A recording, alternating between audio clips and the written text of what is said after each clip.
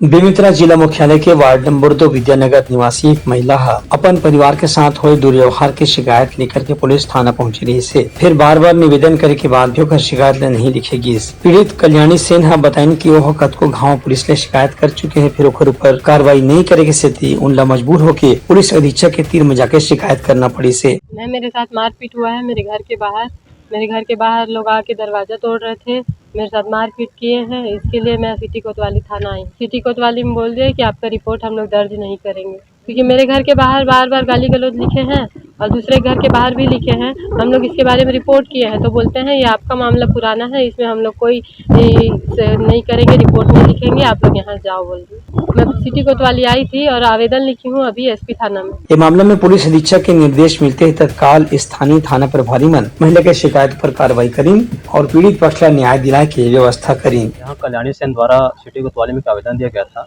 जो उसके ऊपर मारपीट किया गया है, उसके विरुद्ध वो FIR दर्ज कराने पहुंचे थे, जहां पर सिटी कोतवाली में उनके विरुद्ध कोई FIR दर्ज नहीं किया गया, जिसके लेके हम SP मैडम से गुहार लगाने के लिए यहाँ सिटी कोतवाली पहुंचे। ब्यूरो रिपोर्ट उतलाखा न्यूज।